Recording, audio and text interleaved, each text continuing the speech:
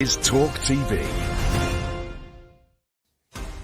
This is Piers Morgan Uncensored, and this is the interview the entire world has been talking about.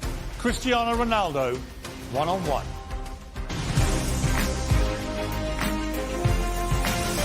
From London, this is Piers Morgan Uncensored. Welcome to a special edition of Piers Morgan Uncensored. Cristiano Ronaldo is a football megastar. In my opinion, the greatest player to ever grace the game. He's also one of the most famous people on the planet. He's had the toughest year of his life, on and off the pitch, facing personal tragedy and a barrage of criticism from fans, pundits, even his own coaches. Everyone else has had their say. Now, it's his turn. And Cristiano is most definitely uncensored. Cristiano, let me start just by asking you, why are you doing this interview with me? Because I think it's the time to say something, and because I like you. As simple as that. Well, don't say that in public. Well, I like you too, and I appreciate it, because I think that you've had to sustain a lot of criticism this year in particular, probably more than at any stage in your career. And I think it's time to set the record straight and to clear up a few things, not least, I suspect, for the fans of Manchester United. You must be wondering what the hell's been going on. Oh, as I say many times, the fans, I'm always gonna say good about them. They are the most important things in the football. You play for them. They're always in my side. I feel that every time when I walk in the streets, the fans coming to me, and they appreciate what I do for football. And for me, it's the most important in football. The fans, for me, is everything. I want to take you back to last summer. You're at Juventus, and there's massive speculation about where you're going to go. And the big rumour is that you're going to go to Manchester City. So first of all, how close was that to happening? Well, honestly, it was close. It was close. It's something that they spoke a lot, and Guardiola say 2 weeks ago, I guess, that they try hard to have me. But as you know, as my history in Manchester United, your heart, your feeling, the history that you did before make the difference, and of course as well Sir Alex Ferguson. So I was surprised in the same way, but it was conscious decision because the heart speaking loud in that moment. You were a Manchester United legend, so when you say your heart led you, it's because of that, the history you had with the club and the relationship you maintained with Sir Alex, with the fans. I think it was the key. It was the difference in that moment. But I cannot be loyal if I would say that Manchester City wasn't close. But I think I did conscious decision. I don't regret at some point. And as you mentioned before, Sir Alex Ferguson was the key. Did you speak to him before you Yes, came I back? did. Yes, I did. I spoke with him, and What did he say to you to try and persuade you? he said to me that it's impossible for you to come to Manchester City. And I say, okay, boss. So I took the decisions, and I repeat I was with conscience that it was a good decision. You came back and it couldn't have started better. You played at Old Trafford. Yeah, you won 4-1 against Newcastle. You scored twice. Sir Alex was there, loving it, obviously, the return of the prodigal son. Your mother was there, the return of her own son. Your mother was crying, obviously. Obviously, yes. But what a comeback.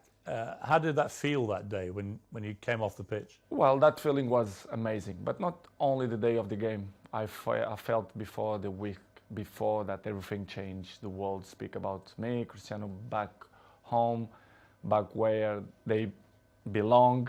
So it was a special moment to be back to Manchester United, to perform for our fans, and of course to score 2 goals was the best welcome that I received in Old Trafford. It was a memorable day and unbelievable day too. The Viva Ronaldo chant went up. Yes, Viva Ronaldo. You like hearing that? Be back, of course I did. Yeah. As I told you before, the fans for me, they are everything. 2 things happened, I think, within 24 hours of you re-signing for United. One, you broke the all-time record for shirt sales in 24 hours. You actually beat a guy called Messi at PSG. You must have been happy about that. Of course I do. As you know, I don't follow the records. The records follow me. So it's good. Another one in my book. And the other one was the Manchester United tweet announcing that you were rejoining the club was the most tweeted or most liked tweet, I think, in Twitter history. It's good. As I told you before, it was a good moment. Nobody expect, because things change around, in my opinion, in 72 hours, which is you plan, or they spoke, not only Manchester City but other clubs too, spoke about your name, that you will change Juventus for another club. But Manchester United wasn't there, wasn't in that pot of that teams, but surprised everybody, even me, to be honest. After a few weeks, things weren't going well at Manchester United. The club just wasn't firing. And in the end, Ole Gunnar Solskjaer, the manager, got sacked. And that's within like 2 months of you coming back. What were you feeling about what was going on at United? And what did you feel generally about the club itself and the state that the club was in compared to when you'd been there before? Piers, to be honest, when I signed for Manchester United, I thought everything was changed, because it's 13 years that I changed. I was in Real Madrid 9 years and 3 in Juventus. And when I arrived, I thought everything will be different, you know, the technology, the infrastructures and everything. But I was surprised in a bad way, let's say in that way, because I saw everything was the same. And Manchester, it wasn't in that moment that, as you mentioned, that Ole was sacked. Michael Carrick, he assumed the job for 2 games, Villarreal and Chelsea away, and everything was so fast, but surprised me a lot. Instability in the club, everything was kind of the same that I It hadn't moved on. No, they stopped on the clock, in my opinion, which is something that surprised me. I didn't expect, and slowly they start to change. Even the windows, the new players, and was tough. Was tough for me because I didn't expect that. And because when you were there before, if Manchester United wanted a player under Sir Alex Ferguson, they normally got their man. Right now, it's a very different environment. After many years of failure since Sir Alex retired, United weren't getting the top players anymore. So were you surprised by that dynamic changing as well? Because you would have been used before to them, if they wanted top players, they got them. I was surprised. I thought when I signed, that they signed in that year Sancho and Varane plus me, that things will be in the way that Manchester should be. As you mentioned, well, Sir Alex Ferguson left a big gap in the club. Not only Sir Alex Ferguson, but one person that I thought make the difference, David Gill, the president, a very, very good man. And the structure around Sir Alex Ferguson was very important too. I knew that Manchester United wasn't the same, but I don't see that it was so big gap, so big things that go through by the last 10 years. And it was the thing that surprised me more, to be honest. It was little things like even the swimming pool that the players use, the saunas, all these facilities. Nothing had changed since you'd left in 2009. Nothing changed. Surprisingly, not only the pool, the jacuzzi, even the gym. Even some points, the technology, the kitchen, the chefs, which is I appreciate, lovely persons. They stop in a time which is it surprised me a lot. I thought I will see different things, different, as I mentioned before, technology, infrastructure, but unfortunately we see many things that I'm used to see when I was 20, 21, 23. So surprised me a lot. You'd also, of course, as you said, you've been at Real Madrid and Juventus, where you saw them moving all the time to progress with technology, the latest thing, to improve performance levels. So you were able to compare what you'd experienced there with what was not happening at United. In United, the progress was zero, in my opinion. To compare with Real Madrid and even Juventus, that they follow the recent world. So the technology, especially the terms of training, nutrition, and conditions of eat properly and to recover better than before, surprised me. Manchester right now, to compare with that club, I think it's behind, in my opinion, which is something that surprised me. A club with this dimension should be in the top of the tree, in my opinion, and they are not. Unfortunately, they are not in that level, but I hope the next years they can reach to be in a top level. Up next, Ronaldo's scathing verdict on what's gone wrong at Manchester United.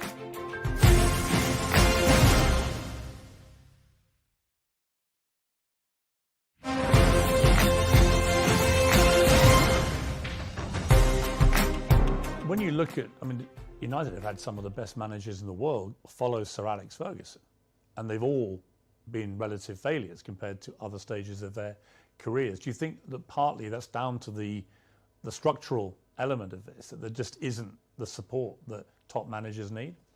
I don't know what's going on, but since the Sir Alex Ferguson left, I saw not evolution in the club. The progress was zero.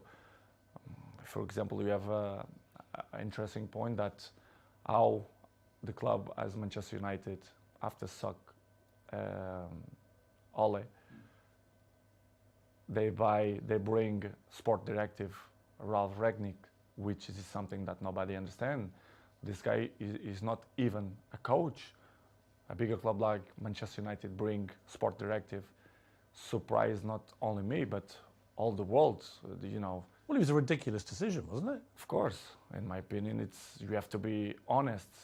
If you're not even a coach, how are you gonna be the boss of Manchester United? It's something that I should see that Manchester is not followed not the right way to reach successful like other teams, like for example Liverpool or Manchester City, Chelsea.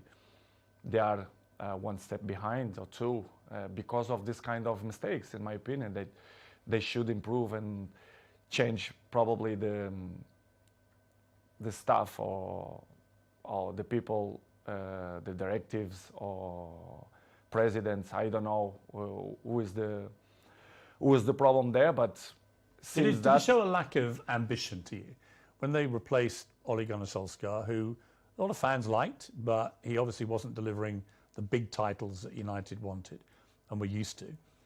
But to appoint someone like Ralph Rangnick, I'd never heard of him. And I'm thinking had you heard of him? No, of course not. You'd never heard of this guy? Nobody, and the people who I speak, nobody knew it, who is him. So. Suddenly did you call him the boss? Of course, I respect. We have to call because he assumed the job. Regardless, all the coaches that I had in my career, I call them boss because if they assume the job, we have to call in that way. But in the end, deep inside me, I never saw him as a boss because I saw some points that I never agreed, and he stopped in the time as well. Because if you're not being a coach, the next 5 years, you're gonna lost the identity of to be a coach. So surprised me a lot. But in the same way, don't surprise me a lot because if you see the structures, they keep it the same. So the coaches didn't surprise me, but was a tough moment. What was extraordinary was very quickly after Rangnick took over, he started briefing journalists that you weren't pressing enough and that maybe it would be a good idea if you moved on from the club. And I'm like, who is this guy? And why is he saying this to the man who's scoring the goals? To be honest, Piers, it's something that I don't understand. It's the new coaches that coming around, they think they find the last Coca-Cola in the desert, which is I don't understand. The football that invents many years. So, but I respect any coach have a different approach, different opinions, different mentality, but kind of some points that you not agree. So I'm always like that in my life. I'm always been besides the best coaches in the world, Zidane, Ancelotti, Mourinho, Fernando Santos, Allegri. So I had kind of some experience because I learned from them. And when you see some coaches that they're coming, that they want to revolution the football, I not agree. I have my opinion. They agree or they disagree, but it's part of the business because in the end of the day, I'm in a club to win. And with my experience, I want to help, like always. And some coaches that don't accept. And, it's part of the job. Did he know what he was doing, Rangnick, or not? At a club like United? No, they don't.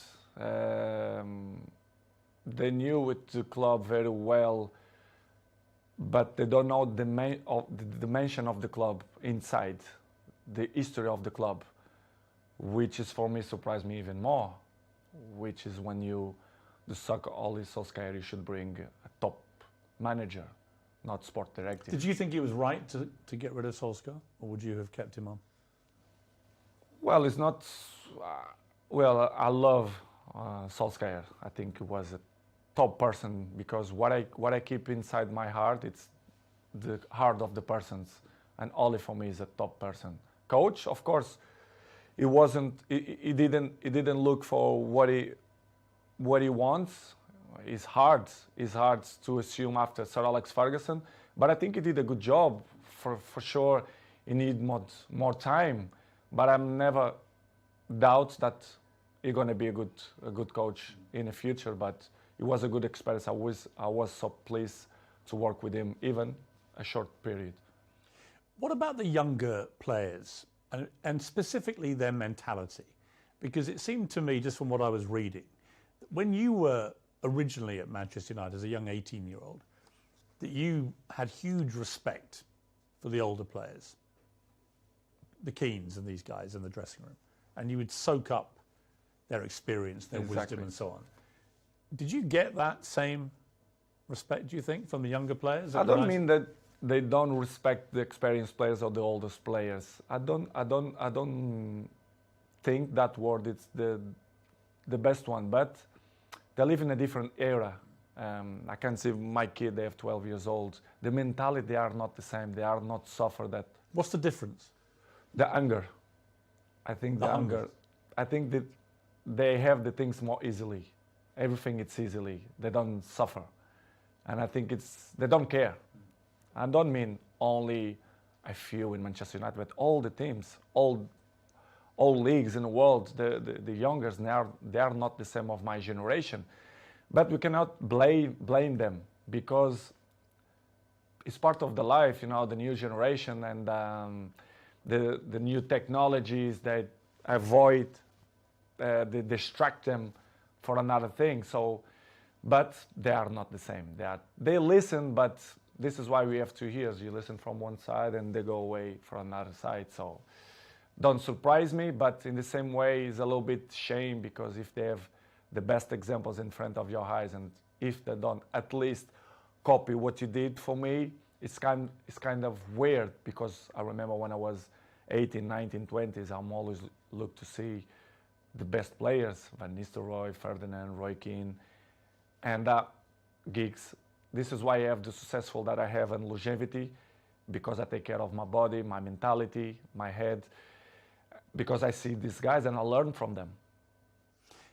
When you try and give advice to these younger players, what do you say to them? What do you try and guide them to be like? I think the best advice, I'm not the kind of guy to like to give advices. I prefer to be as example. Yes. Because I'm an example. I'm there every morning. I do the same stuff. I'm probably the first ones to arrive and the last ones to go out.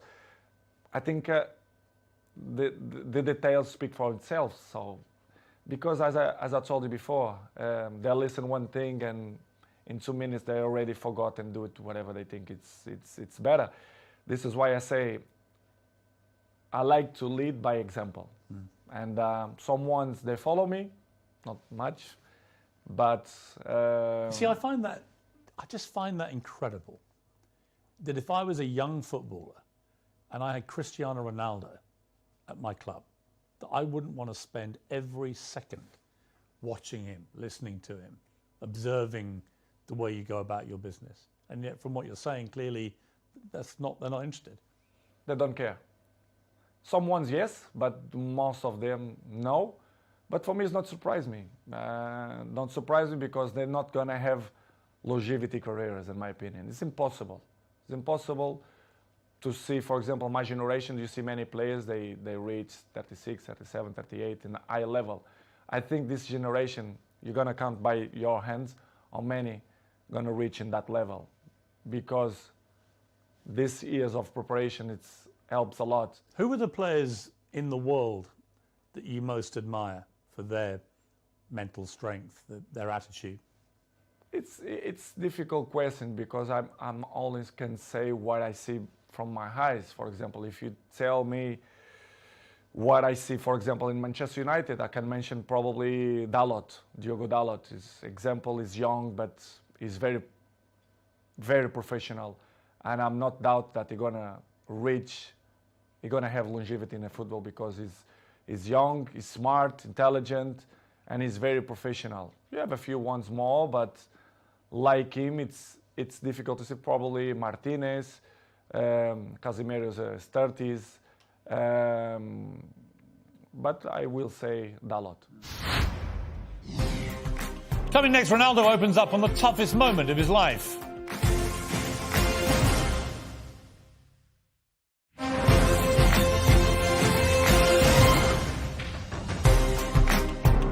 So Rangnick's come in, it's your second manager, it's not working, the results aren't great. You're still scoring goals regularly for Manchester United. You're about the only one who is.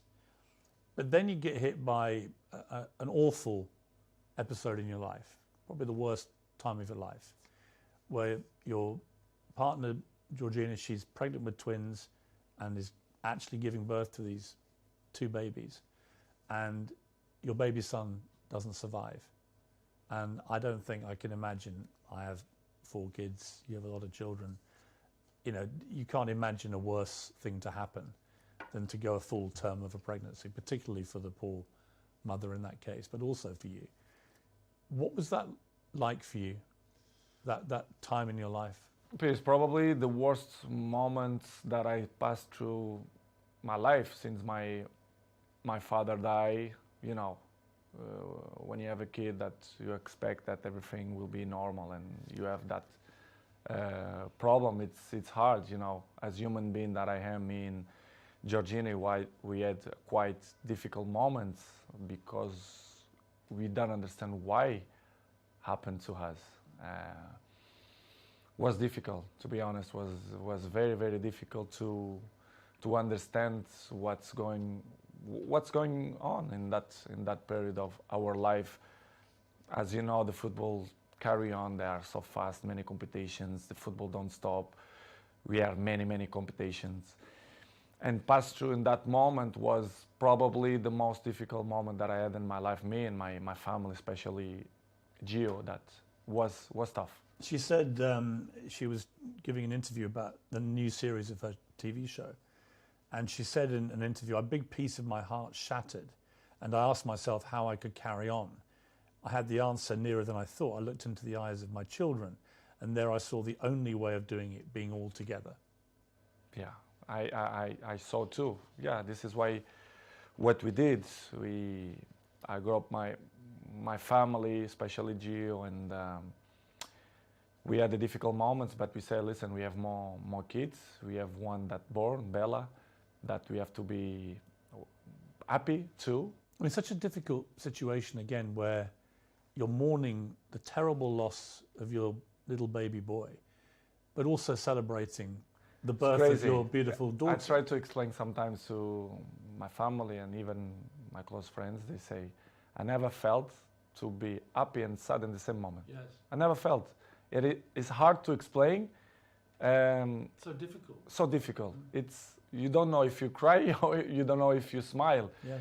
Because it's something that you don't know how to react. You don't know what to do, to be honest. And of course, I remember very well that I look like, I don't know the word that to define what I felt in that moment, but it's crazy feelings, it's crazy emotional. But as I told you before, I have to hold that we had at least Bella, yes, which is the most important. One die and one survive, but it's difficult to explain. How did you explain it all to your other children? They must have been so confused about it. In the beginning, Gio arriving home and the kids start to say, where's another baby, where's another baby? Of course, Cristiano, I had conversation with him in the day, because he's 12 years old, he knows, he understands everything. And I had a nice conversation with him. We cried together in his bedroom, and he explained, and it's kind of, he didn't understand. He understand, but in the same way, he was a little bit confused. The other ones in the beginning, in the table, the kids start to say, Mom, where is the other baby, blah, blah, blah. And Gio, in the beginning, they start to say, because, you know, she had a little bit belly, because they had two, it's hard process. And after 1 week, I say, you know, let's be frontal, let's be honest with the kids. Let's say that Angel, which is the name, they go to the heaven. It's better to say in that way. Yes. And we start to use in that way. And the kids always understand when we had shots in the table, and they say, Daddy, I did this for Angel, and they point out for the sky, which is I say, and I like it the most, because you know it's part of the lives, and I'm not gonna lie to my kids to say the truth, which was a difficult process. But in the same way, I become more father, more friendly of them. They become more close to his daddy, especially me with Georgine as well. Yeah, I was going to ask you that, because these things, they can make or break relationships, because the grief can be so intense. It can drive couples apart, or it can bring them closer. In my case, it was better in that way. I become more friendly of Gio. I was of course friend, but I see more lovely for her and for my kids, and I start to see the life with a different perspective. You understand, which is coming the point of, if you're gonna ask me for sure, the pre-season moments. Yes. For example, why I didn't go to the pre-season. Yes, I'm going to come to that. Yeah. But it was just to finish in that chapter was the most difficult moment. The last, since my dad died, it was this moment that I passed through the last 6 months. Do you feel your son is with you in spirit? Do you feel For sure. For sure. His ashes is with me, like my daddy. They are here in my house. Yes, yes. It's something that I want to hold for the rest of my life. I'm not thrown to the ocean or to the sea. I keep with me. They are next to my daddy. I don't know if you check. I have a small church down, and you do? Yes, I do. Like a little chapel. Yes, chapel, and I keep my daddy and my son. Do you talk to them? Yes, I do. I talk with them every time, and that they are in my side. They are, they help me to be a better man, to be a better person, to be a better father. And it's something that I'm really, really proud that the message that they send me, especially my son. Amazing. You had an extraordinary reaction from football fans, obviously from Manchester United, but I think you must have been just so surprised by the outpouring of not just support, but Liverpool fans sang on the 7th minute of their next game, "You'll never walk alone." The Kop, the great infamous enemy of Manchester United. What did you feel when you heard that? I never ever expect that. Never. I had the opportunity now to say all English community, thank you a lot for that kind of that they had with me, not only Liverpool, but all England. I felt I was at Arsenal when you played, and on the 7th minute, the whole crowd I were received applauding you. a letter from the Queen family as well. Really? Yes, I do. Which is his From the Queen herself? Or? yeah family, Yeah. and surprised me a lot. Offering their condolences. Yes, Wow. unbelievable. This is why I say I respect a lot the English community, English people, because they've been very kind with me, and in that difficult moment on my life was spectacular. The way they treat me and my family in that difficult moments. I should say straight to the crowd and thank you to the all English community that helped me in that moment. When the Queen sadly died in September, you posted a very nice tribute to her. Was part of the reason because of what they had Of course, been like with you? of course, they've been so kind of with me, and this is why I did what I did. But it was unbelievable moment. I'm never ever gonna forget that moment. You have a little girl, Bella. She's 6 months old now. Must be a great joy amid all that terrible sadness. Unbelievable. It was another member in the family. They are the shine of the house, and we are so proud. Me, Georgina, and all my kids. They are very, very proud for them. They are spectacular. A beautiful girl, and we are so happy. We are so happy. We are happy fathers. You're going to have more? I'm not thinking now to thinking more kids. I think we done, but we never know. The future only God know. But right now we want to have a break to enjoy these ones because they are little. Bella 6 and the rest they are 5 and Cristiano 12. We want to enjoy a little bit of these ones. Let's see the future. It's very difficult to play top level football at the best of times. It's a hard business in full public glare of millions of people watching. To have to go back and play after this must have been incredibly hard for you, even with your mental strength. How did you find that? Difficult, very difficult to play after that. But as I always have good support from my family, and Georgina told me, go to play, go enjoy, to do what you like to do. We're gonna help for you to forget a little bit the situation. It was difficult, but in the same point, I think helps for you to, to don't thinking much about that, even to training was good.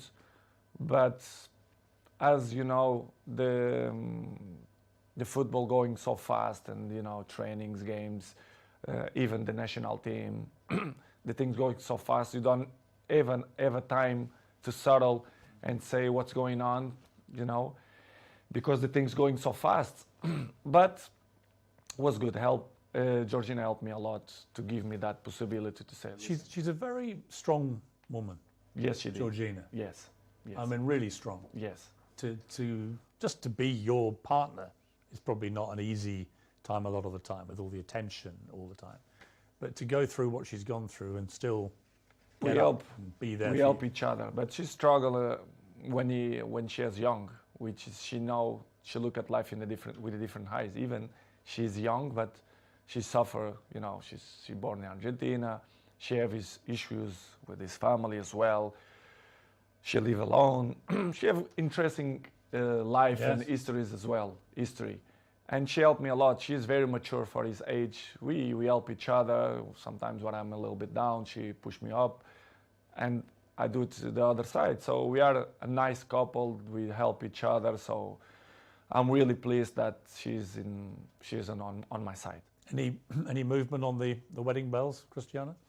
I'm not thinking now about that, but I can see in the future. I think she deserves, but it's something that not coming now in my plans, but in the future, Yes, I want. Coming next, Wayne Rooney, Gary Neville. Ronaldo's got a message for both of you.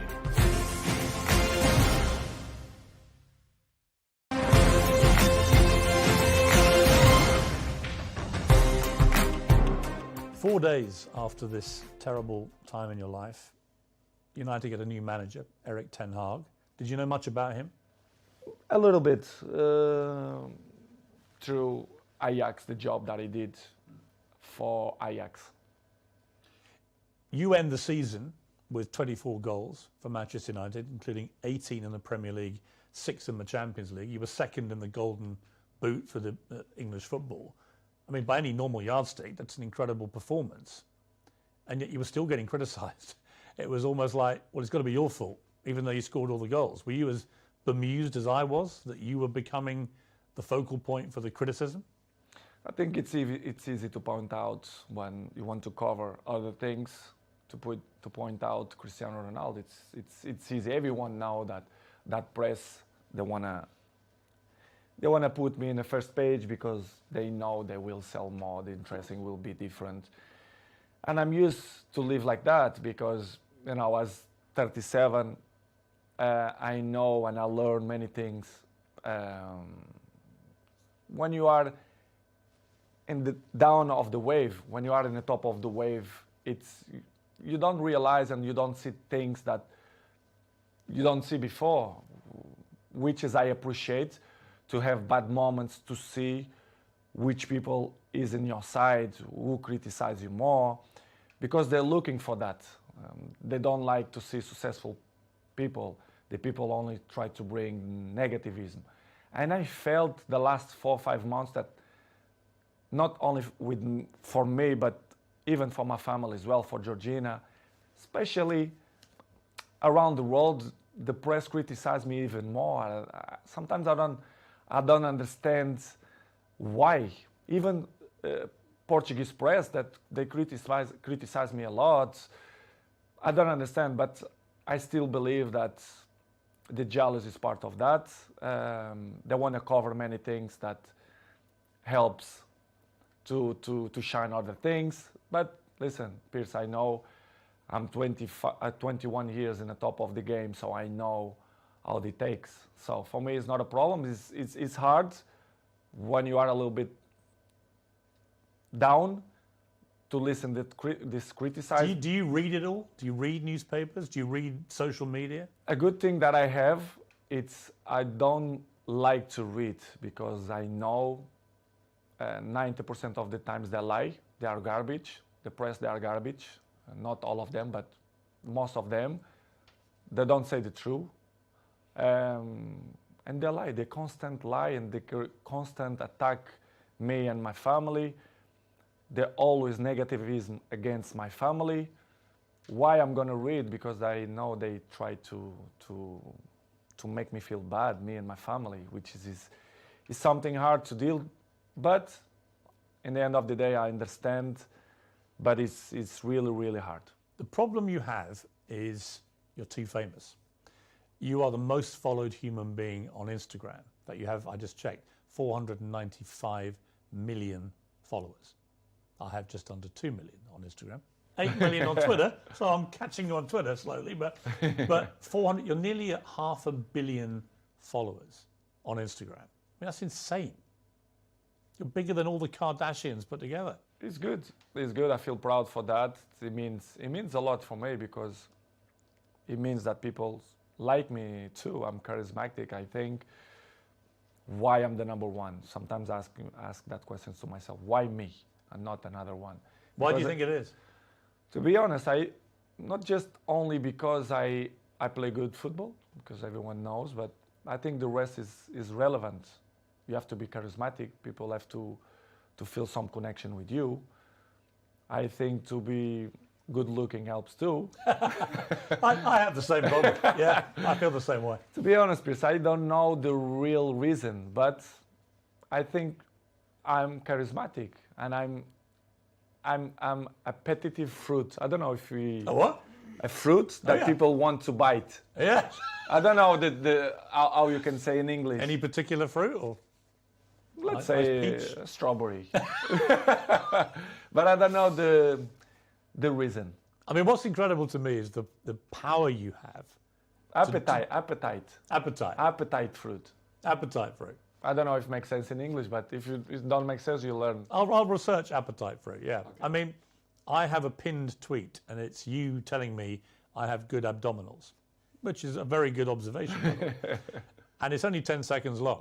It's had 43 million views, this clip. So thank you. Because 43 million people have heard the guy who actually has got good abdominals tell me I've got good abdominals. But it showed me the sheer firepower you have in that world of social media. It's just extraordinary. Is what I told you before. I have good things, which is you can sell your own product, let's say in that way, but you have to deal with many obstacles in your life too. Do you care if people hate you? I mean, a lot of people love you, but obviously a lot of people don't. You're so big, you're going to get both. But do you care about the ones who hate Cristiano Ronaldo? I care the people who like me. I'm not waste time for the people who don't like me. I think it's waste of time. These people, they are not interesting on my life. I like to be around the people who love me. I don't waste my time to see the criticism of people who is next to me, ex-players, for example. I mean, one of your biggest critics has been, and I'm surprised about this. Me too. Wayne Rooney, for example, who you played with for many years very successfully, and were good friends with him, and yet all this year, 3 or 4 times, he's come out and attacked you in the media. Piers, I don't understand. You should ask this question to him, but I don't know. I don't know why he criticized me so bad, or I don't believe that he's jealous of me. He says your behaviour is unacceptable. United should sell you. Blah blah blah blah blah. I mean, it's Wayne Rooney. It surprised me. It was 1 year ago or 6 months ago here in my house. He pick up his kids here and invite Cristiano to go to his house to play football. I really don't understand people like that, or if they wanna be in the cover of the paper, of the news, or they want a new jobs or whatever. Is it jealousy as well, perhaps, that you're still playing and still in the probably, Man United probably red shirt? Because he finished his career with 30s, so I'm still playing high level. I'm not gonna say that I'm looking better than him, which is true, but but that is inarguable. I mean, there's no contest. It's hard to listen that kind of criticize and negative about people who play with you. For example, Gary Neville as well. Yeah, I mean, Gary Neville, you blanked him the other day on the pitch, and he looked quite upset, actually, because he obviously likes being your friend, but he's been pretty critical of you as well. People can have his own opinion, but they don't really know what's going on, for example, inside the training ground and Carrington area, or even my life. They should listen not only one point of view, they have to listen my point of view as well, because it's easy to criticize, but if you don't know the old story, it's easy, But it's, Piers, as I say before, it's part of... Are they still friends of yours, or do you have a line where... They are not my friends. They are colleagues. We play together. They're not coming... We not have a dinner together, for example. But as I told you, Piers, before, it's part of my journey. They keep criticize me, negativism every time. So I continue my trip, and I have to catch up the people who like me. Some of your ex-colleagues have been incredibly supportive. Rio Ferdinand has always got your back. Roy Keane always has your back. Whatever happens, he's always supported you and has continued to do so. Does that mean a lot to you? It means a lot, because I was in the dressing room with them. They are part of my journey in football as well. As I mentioned many times, Roy Keane for me was my best captain ever. Rio Ferdinand helped me a lot. He was my neighbor, I was his neighbor. So very, very good guys. Not just because they speak good about me, but they was there in the dressing room. They are football players. They know how players thinking and the behaves, etc. And to listen ex colleagues or teammates to criticize you and they only see one point of view. Do you feel do you feel a bit betrayed when they do that? Because you played together. It's easy to criticize. I don't know if they have a job in television that they must criticize to be more famous. I really don't understand. Do you think they use your name a bit to get attention? I think they take advantage of that because they are not stupid. And I really understand, and I have to carry on with my life with criticize or when the people speak good about you. But it's hard when you see people who was in the dressing room with you criticizing that way. It must hurt It's you. not good. Yeah. Yes, I did, but not hard. I'm not gonna be more slim. I'm not gonna sleep bad because of the criticize. But it's not good to listen that. Disappointing. A little bit, yes, disappointing. Next on Uncensored, expect fireworks and the explosive second half of my 90 minutes with Ronaldo. Your baby daughter's in hospital. And the president of Manchester United didn't believe the empathy don't exist. The Glazers, they don't care about the club. What would your message be to Manchester United fans? The fans, for me, will be always in my heart. He was deliberately provoking you. I didn't felt that he had respect for me. Cristiano Ronaldo's 12 rules to life. Why not? Imagine the rest of the rats, they're going to criticize me too. I'm just trying to work out how Wayne Rooney could hate you even more. They only speak about the black sheep, which is me. They're trying to force you out. Yes, not only the coach, but the other 2 or 3 guys there around the club. Yes, I feel betrayed. If you don't have respect for me, I'm never going to have respect for you. Do you think England have a chance? I have a chance beside Portugal, in my opinion. That's it, you retire, right? Yeah, I retired. 100%.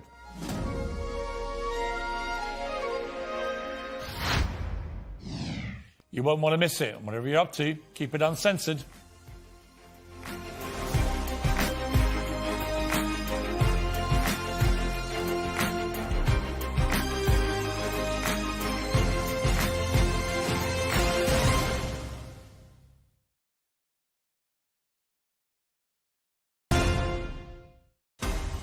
This is Piers Morgan Uncensored. Coming up, revelations from Ronaldo. Football's biggest superstar gives his blistering verdict on life at Manchester United.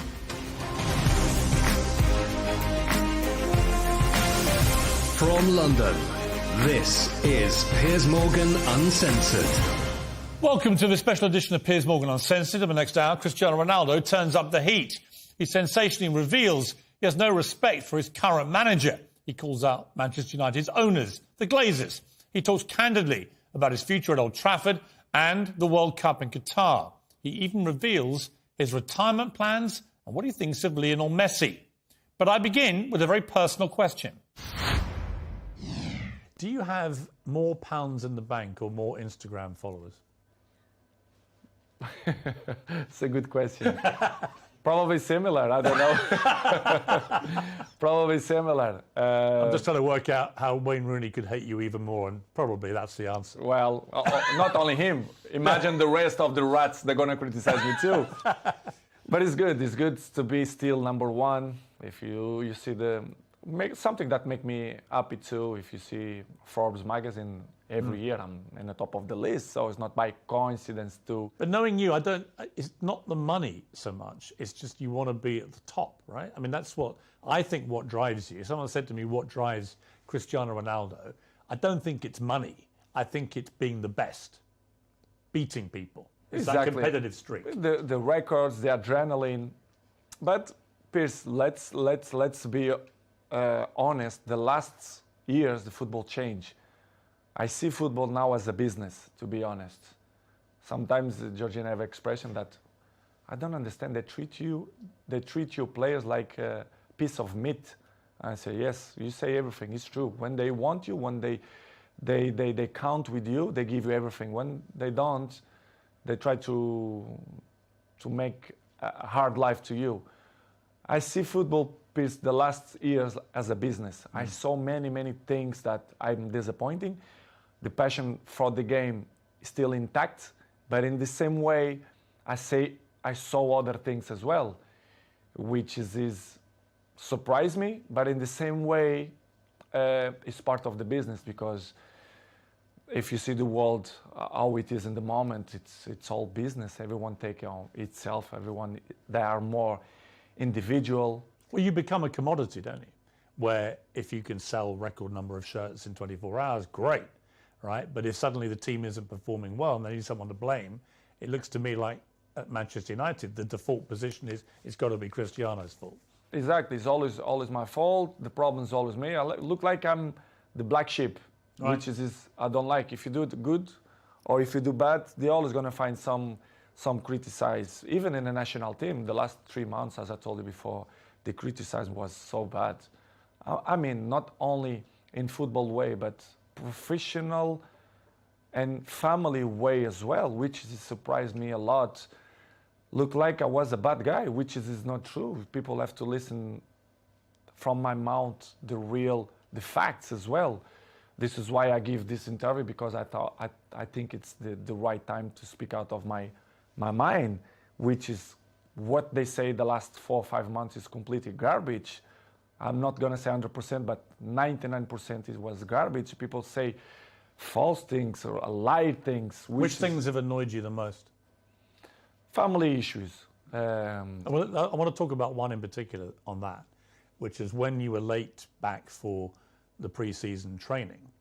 A lot of speculation because you'd said several weeks before that you wanted to play Champions League football and that you were maybe looking for another option because it didn't look like United would get to play Champions League. Let's make my points. For example, the pre-season moment, and after you mentioned new clubs or the interesting. For example, the pre-season, I had a very, very bad, which is I don't say nobody. The people who surround me, they saw, friends and even my mom. I had some problems in vacation that my young daughter, they have a little problem. They have bronchitis, which is she's Bronchitis? Bronchitis, Really? yes. Your little baby, though. Yes.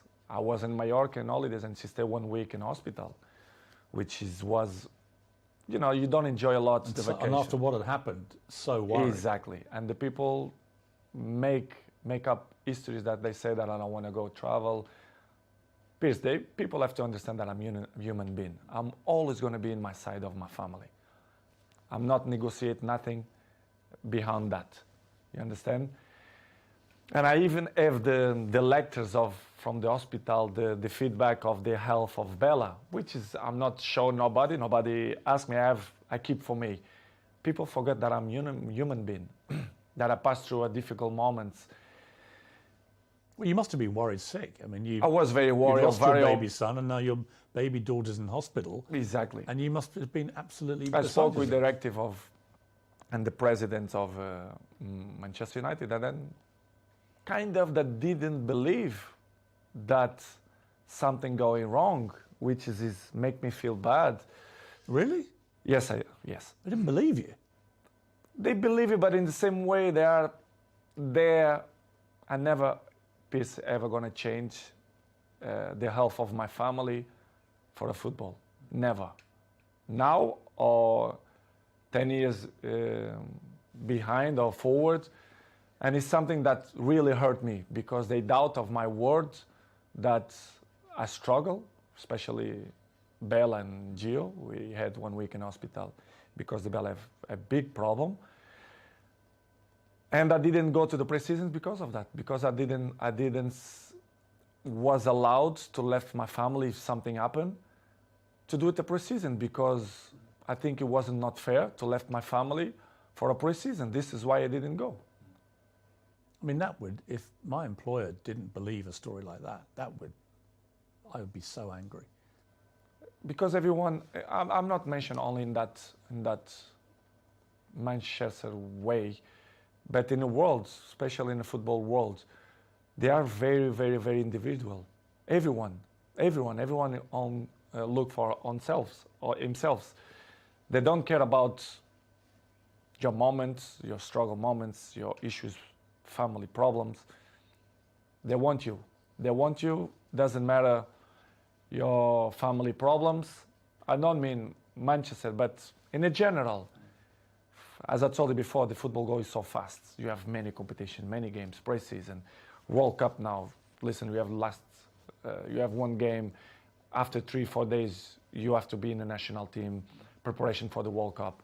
It's hard. Sometimes you have to sell everything and, you know, be with your family, take the best decisions. And in this summer, I didn't feel comfortable. I feel uncomfortable the way they treat me, especially the press. They doubt about me, the professional that I am. It's impossible to be 21 in the top of the game if you're not professional. They doubt about me, which is make me feel very, very, very sad, because in my life I'm always one of the best professionals. This is why I still play in the high level.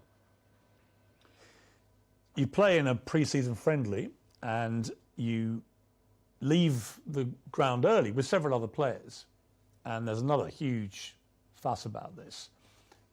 What was the truth about that? Had you got permission to go? Do you wish you hadn't left early now? Ten Hag wasn't happy, it was reported. What's the truth? Because I will be honest with you. It's something that I regret to left from the stadium, probably. Or maybe no, I don't know. It's difficult to tell you 100% if I'm... But let's say I regret.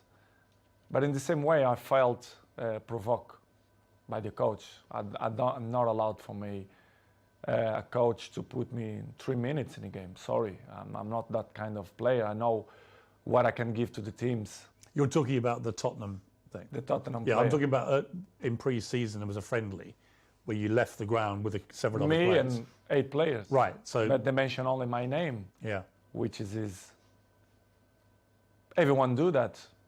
I don't understand why they mention only about high value kind of game. Last year, many players do it the same.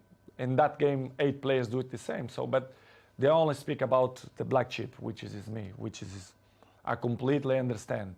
Okay, it's done. I apologize to the coach, and for me, the chapter was closed. Coming next, Ronaldo claims he's being forced out of Manchester United.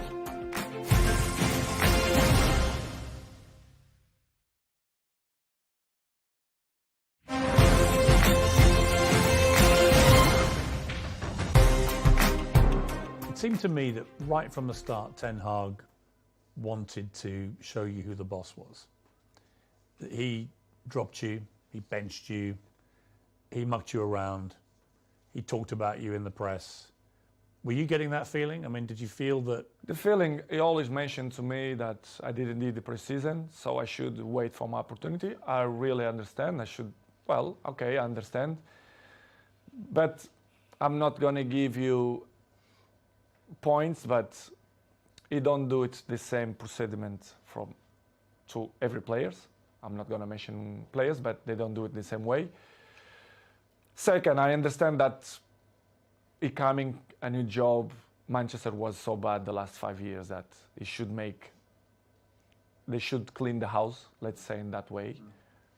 But the way they approach, the way the press make this so big, it's because probably the communication wasn't the best.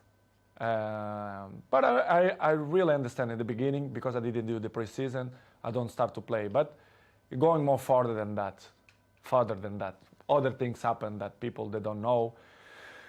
And I'm not hiding that the empathy with the coach is not good. I'm honest. You don't have a good relationship with him? I'm not mean good relationship. The empathy is not good, let's say.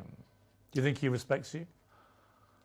I think he don't respect the way I should deserve. But it is what it is. This is why probably the game against Tottenham I left. Well, I want to come to these 2 games. So against Manchester City, where United got destroyed, he didn't bring you on. He brought on other strikers, but didn't bring you on. And I felt insulted on your behalf. I was like, well, surely against Manchester City, if you're losing this badly and you've got the greatest player of all time sitting there, you at least give him some time, don't you? But he didn't.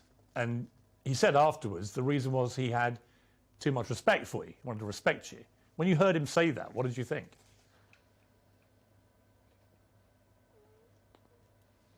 Excuses. I say as excuses.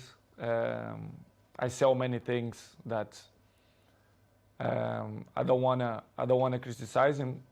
He can have different opinion than me, that they choose the players that I think is better for the team. I respect that. But the excuses all the time, the excuses have short legs. You cannot excuse all the time, which is things that don't make sense.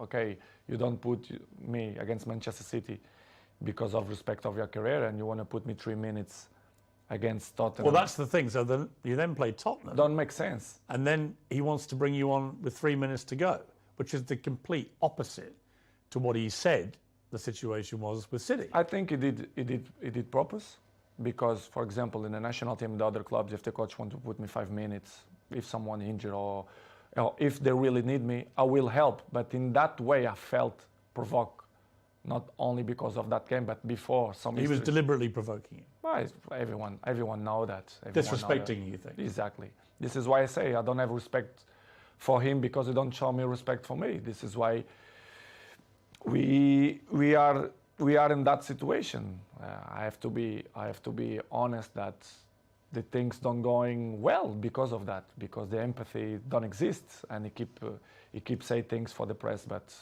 the press say what they think it's good to protect probably him and Manchester United. But as I know, as I understand many things, that he signed 3 years contract with Manchester United, probably I'm not going to be too much long in Manchester United apart when I'm finished my contract. I really understand, but I like guys that they don't lie, they speak honest, they be frontal, and I'm not negotiate my morals. My morals always will be intact.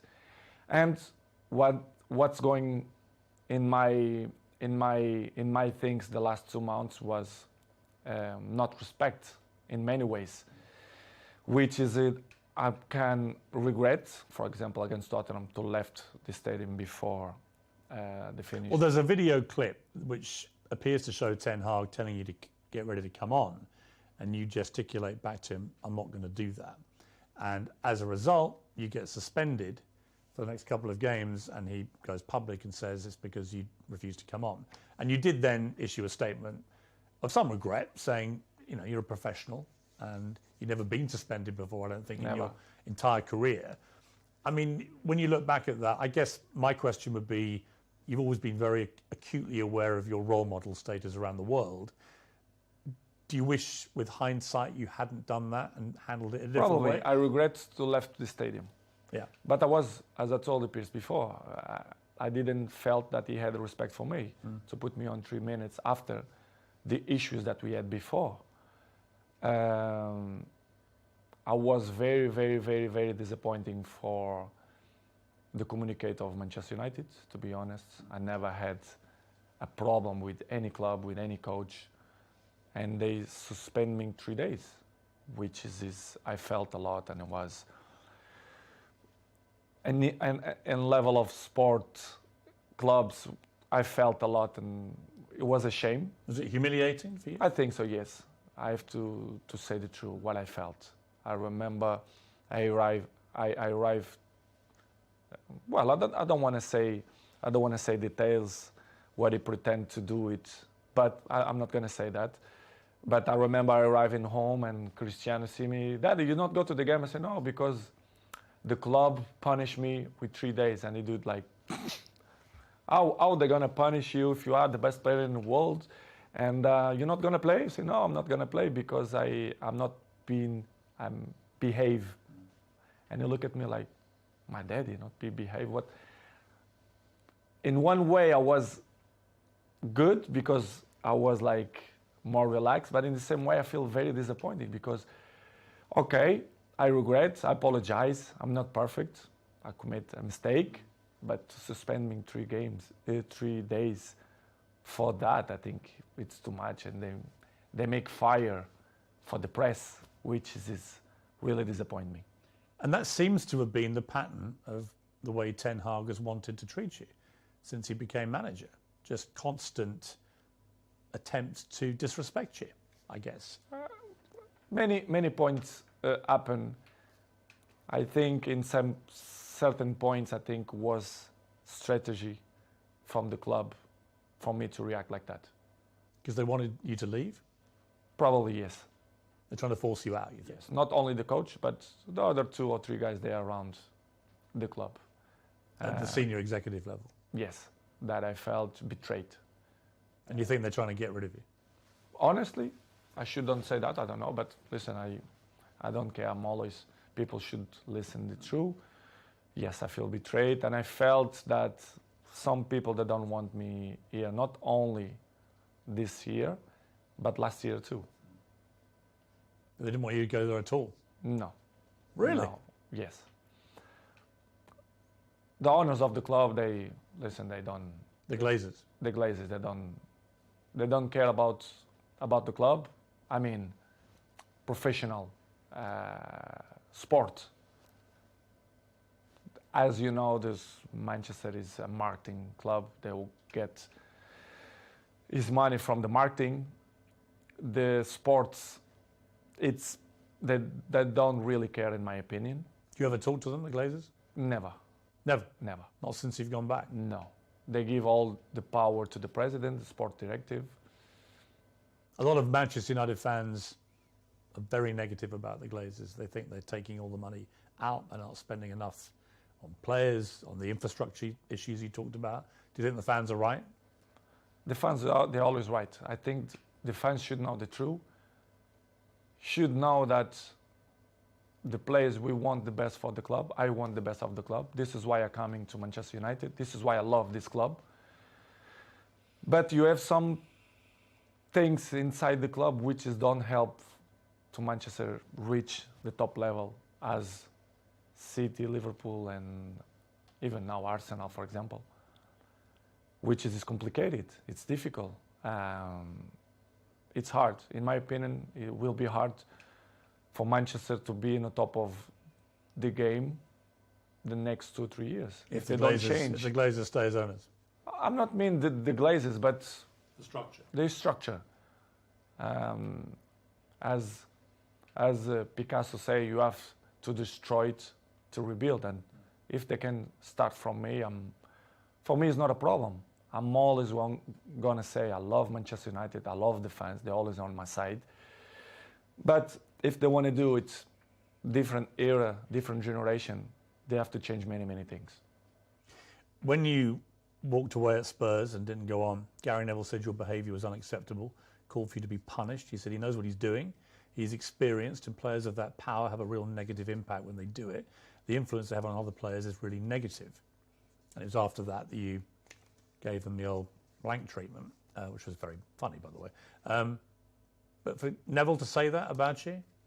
They don't see the big picture. Why I react like that?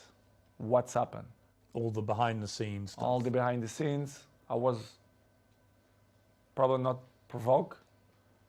They will accept to play 3 minutes after the whole situations that going through the last 2 months. Don't tell me that top players, the guys who won everything, the key players, will play 3 minutes. Come on, this isn't acceptable. After what they keep saying before, that they respect me, they do this, they do that. For me, it wasn't not respect. This is why I take this decision. I regret. I apologize to my teammates for the situation. I did a post in Instagram. I regret to left from the stadium. I regret my teammates. They know what I felt. I said to them, apologize. But in the same way, I'm not regret to take the decisions to don't coming on. I'm like that. I will be always like that. If you don't have respect for me, I'm never gonna have respect for you. And the coach didn't have respect for me, so this is why the relationship it's in that way. And he keeps saying in the press that he can't with me, like me, blah blah blah blah blah blah. But it's only for the press. Really? Yes, 100%. So where are you now in your head with all this? Because the World Cup is about to start. You're going to go there with Portugal, and we'll talk about that in a moment, with a very exciting team, actually. But where are you with United? They won't be playing again now until after Christmas. That leaves a few days before the January transfer window. Do you think you'll still be a United player come January 1st? It's difficult to tell right now, Piers, because my mood is right now to the World Cup. It's probably my last World Cup, of course, my 5th World Cup. I don't know what's going to happen after the World Cup. But as I told you before, and I will say again, the fans will be always in my heart, and I hope they being in my side, even if I'm back or if I'm not back or if I stay or whatever. Nobody's perfect. Episodes in the life we all have. It's part of the human beings. It's part of me to be a human being and father as well. Always will commit mistakes. But I don't know. It's hard to tell you right now what's going to happen in the World Cup because my focus is only for the World Cup, for the Portugal national team. Coming next, will Ronaldo still be at Old Trafford after the World Cup? I'll ask him.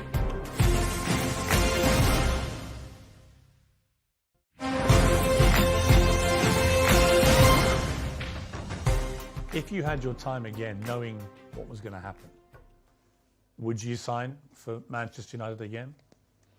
As I told in the beginning, I'm always took my decisions by not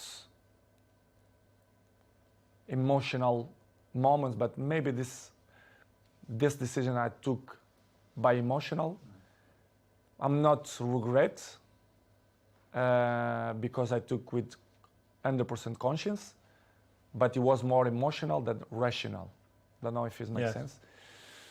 But it was good. It was good because I was happy when they left me be happy. So I tried to give my advices, my experience to help Manchester United to be where they deserve to be. I don't pretend to be more smart than the other ones. Nobody is smarter than me, but I'm not smarter than nobody. When I arrive in Manchester United, I always be available to help the team to do the good things, to put in the right spots, to compete with the best teams. But it's hard when they cut your legs and they don't like you to shine, and they don't listen to your advices. I think I have a word to advise to the club because the trophies that I won, individual and collective, I think I can help a lot. But when the infrastructure is not good. What's amazing is you ended last season with hat-tricks. You're scoring hat-tricks for fun, one against Tottenham. You know, you were playing great football, but you were starting most games. And now this season, you've barely started any games. Something happened. You know, I'd imagine you're a bit like a racehorse, right? If you don't start... I didn't do the pre-season. Right, right. Is the excuse. Right, which is I ridiculous. did the pre-season, so... Do you think if you'd been able to just do what you did last season, you just carried on scoring? For sure. You think I did learn to score goals? Maybe I'm not motivated that I'm supposed to be, probably. As I told you before, Piers, I'm a human being. I feel the things. I'm not perfect. But my motivation is not the same that I was a few months ago. I hope to change. Do you feel like you need a fresh challenge? I'm not saying if it's fresh challenge, but let's see. I cannot answer right now because my focus is for the World Cup.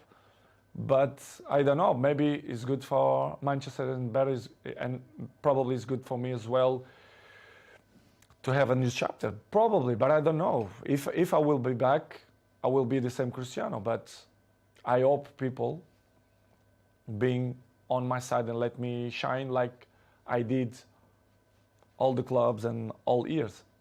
What is the truth about other clubs making offers for you? Some people have said there were no offers at all.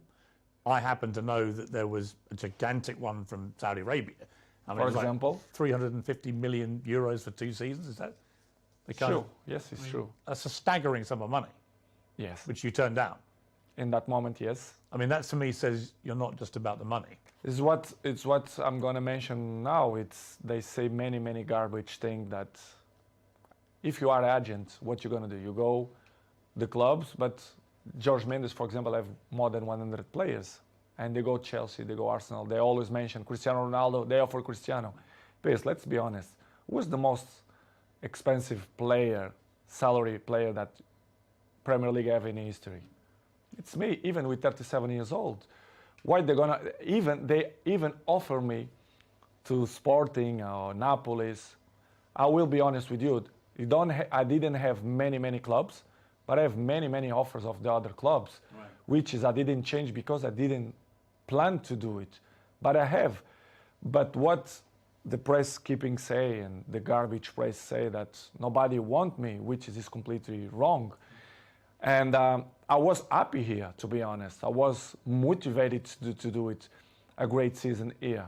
But they continue to repeat. Nobody want Cristiano. How they don't want a player who last year scored 32 goals with national team? I mean, that's the point I don't get, because there are people out there, and you see them, you hear them, and they say, well, he's not the player he used to be. As if somehow at 37 you're going to be as good as you were at 21. Anyway, everyone changed. But you are the greatest 37-year-old anyone's ever seen, right? And you're still extremely fit. So it just seems to me nothing's changed from the player I saw banging in hat-tricks last season, except that you have a coach who doesn't want to start you. A few months, what they're going to change? There's nothing. Do you feel like you can still be a top player? But for me, it's stupid question when the people say, they are not the same. Nobody is the same. Day by day, we're getting old. Every one of us. You understand? It's normal. You have to adapt. And I think nobody in this game have this brain that adapts with his age. I'm not want to be cocky to say that I'm the same that when I was 20. Of course, no. But I'm adapt and I be smart to know my strength, what I'm good to do. And I'm still playing the high level and I score goals and I will continue to score goals if my mind is clear and happy, and if the people surround me that help me to be a successful player, especially the coach, the president, directives. But when you feel that the energy don't go surround you, it's difficult you to be yourself, which has happened. This is what's happened with me. But what they say the last 3 months is completely garbage and wrong. They say that I offer me this and that, and many presidents and directives speak about they reject from me. It's completely lie. They lie because it's not what's happened. I had many clubs, not many, a few clubs that they want me to sign, and I didn't go because I feel comfortable here. This is the truth.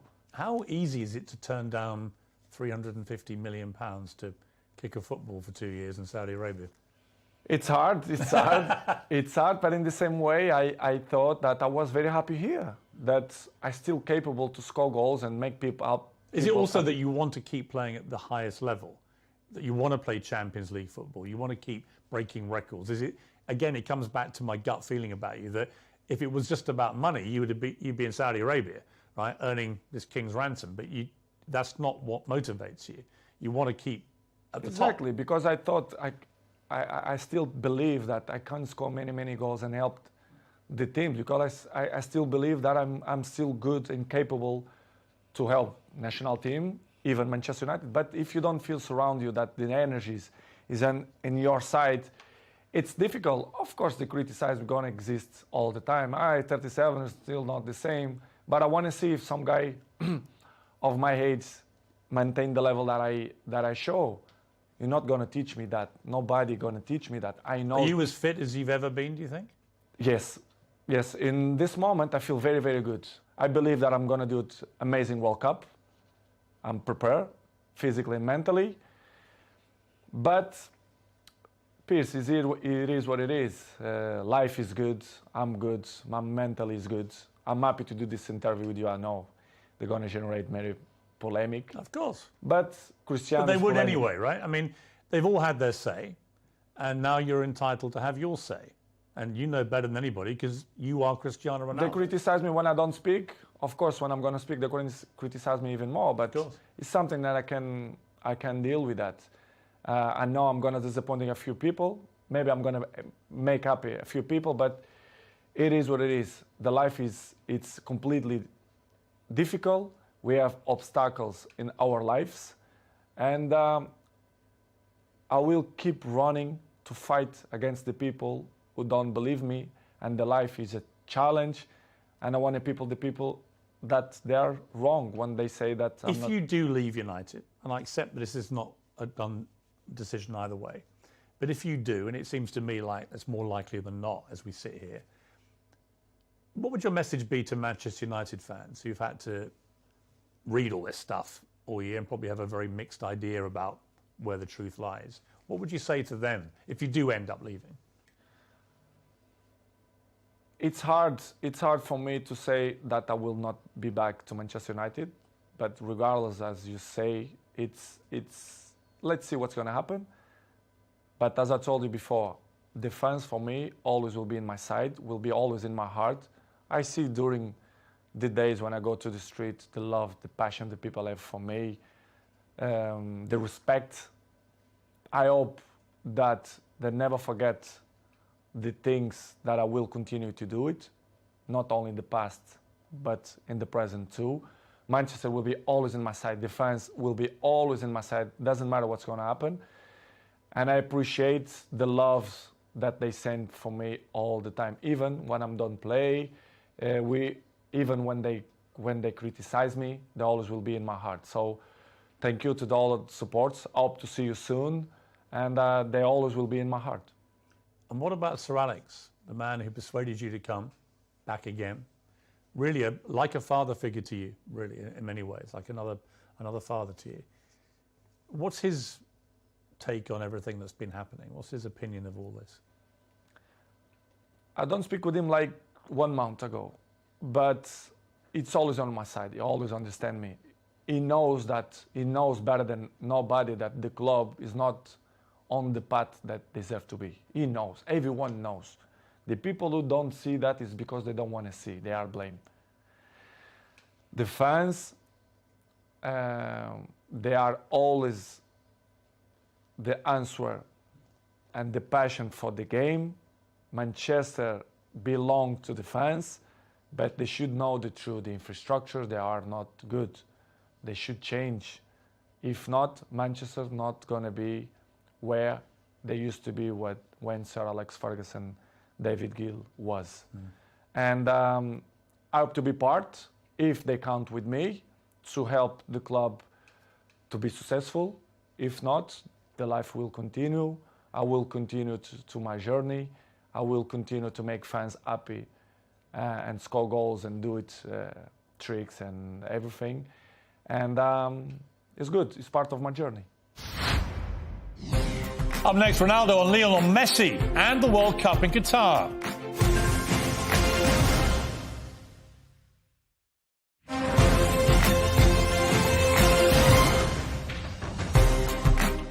I want to just talk to you briefly about the World Cup.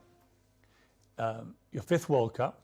I mean, you say it's your last, but I mean, you'd only be 41 at the next one. Could we have a 6th World Cup potentially? Will be tough. Will be tough. So this may be the last one. Probably, yes. You've got an exciting team full of experience and young players, Portugal. Are you optimistic about your chances? I'm very optimistic. We have a fantastic coach. We have a good generation of football players. I'm looking forward that we're going to do an amazing World Cup. Would that be for you the pinnacle of your career, to win a World Cup with Portugal? Piers, I dreamed one time about that. Holding the World Cup. Yes. It's going to be tough, extremely difficult, but everything is possible. But of course, we're going to compete. It's hard to beat. Who are the biggest rivals, do you think? We are not the favorites. We are never favorites. No, of course, but you weren't favourites when you won the Euros, Exactly, right? exactly. Who do you think are the ones to really watch? Who are the best squads out there? Probably France. I will put Spain, Argentina, Germany. Brazil, of course. They look good to me. They look good. What about, you haven't mentioned... England as well. yeah, of course, England. You think England have a chance? Have a chance beside Portugal, in my opinion. But let's see. We'll be different. We'll be in a winter. Is it weird playing at winter? Do you care? Do you care? I don't really care, to be honest. A part of the issues that the country, wherever they try to speak now that it wasn't not good option to do it there, but they should do that before. We should focus only in football, the competition, to people to enjoy. Do you think all the politics and the morality debates and stuff, should that all be left aside now? 100%. Focus on the Of game. course. I feel that. Of course, they should do that. That debate should be had before you award the countries. Exactly. They should concentrate it in all competition, all the national teams, the people to be welcome in Qatar, and I see a good tournament. To be honest, I think Qatar, they are prepared. They are prepared for that, and will be weird to play in the beginning of the season. Yes, but in the same way, a challenge.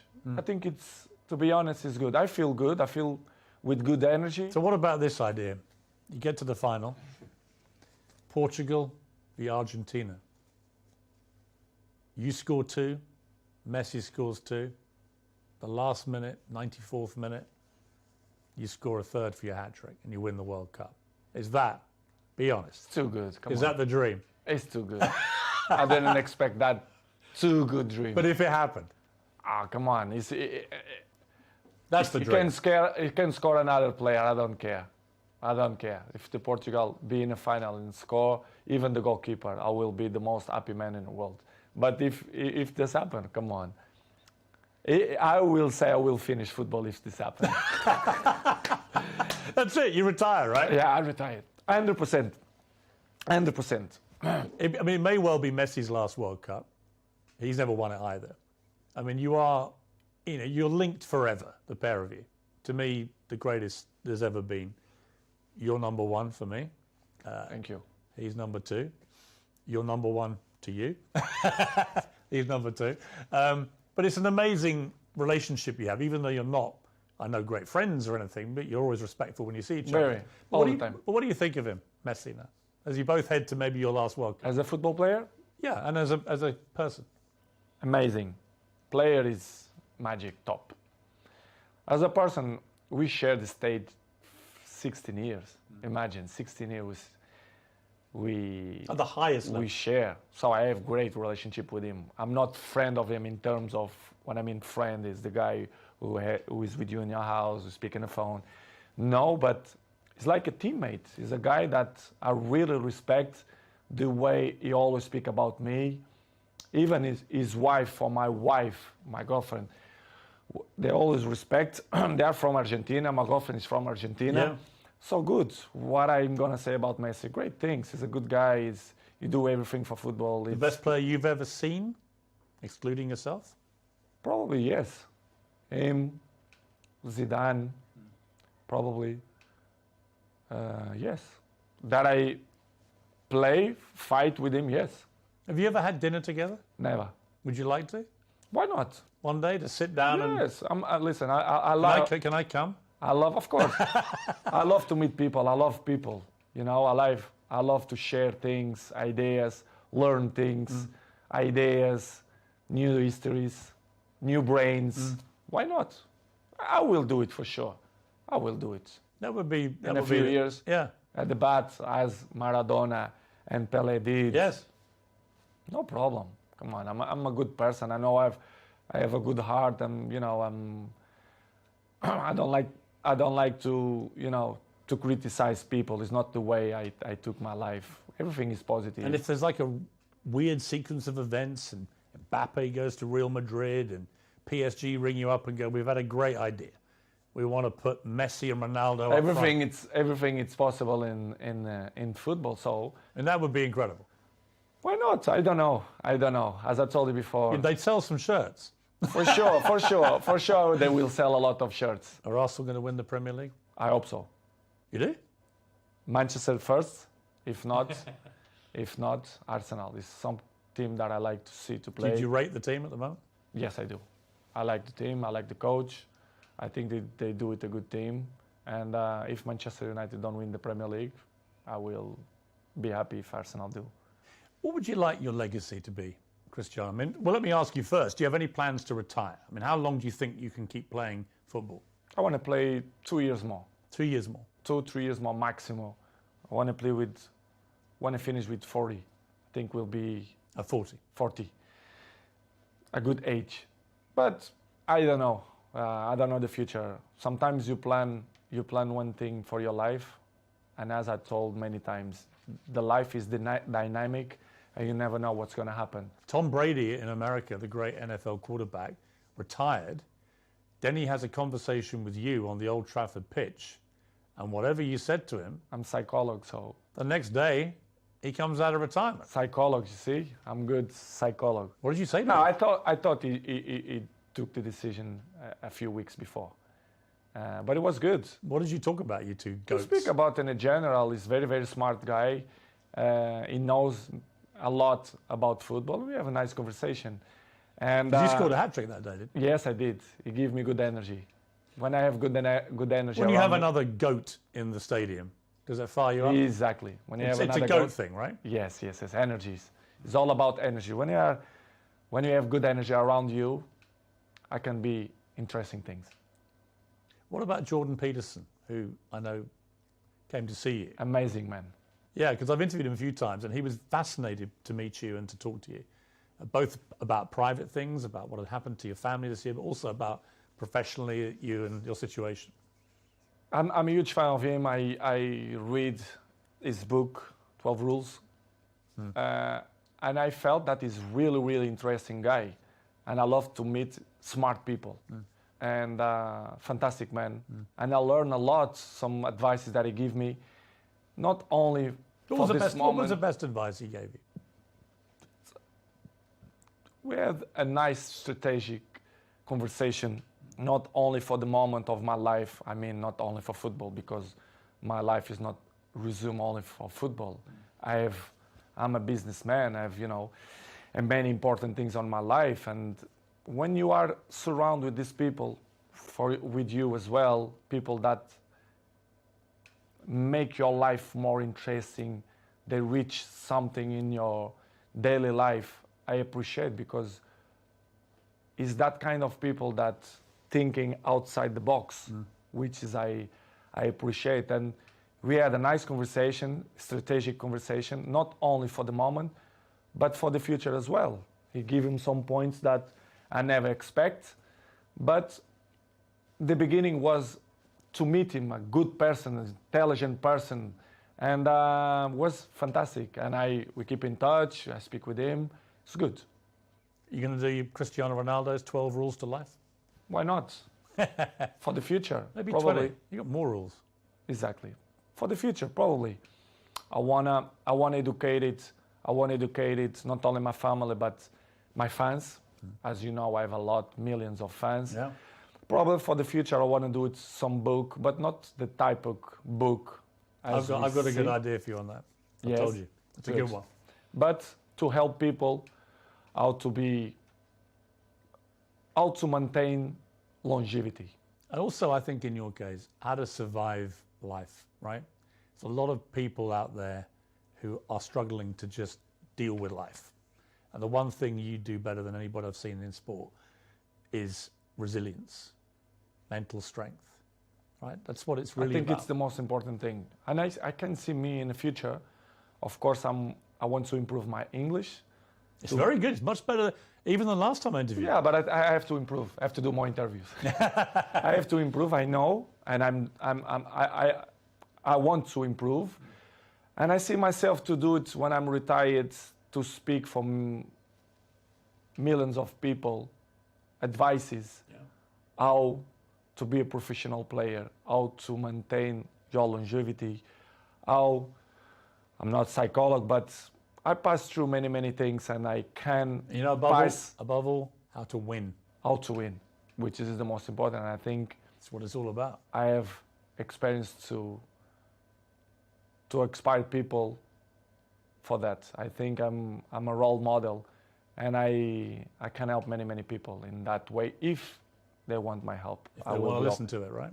For sure, especially the young people. I want to be with the young people, to speak with them, not only for them, but for the fathers as well, to put them in the right spot. Cristiano, what a pleasure. Thank you very much indeed. Thank you very much, Piers. It was Great a pleasure interview. for me too. Thank you. Thank you very much. Ended with a wink. Of course it did. An extraordinary interview with an extraordinary footballer and an extraordinary man. Did he change your mind? That's for you to decide. One thing's for sure, he set the record straight, and he was most definitely uncensored.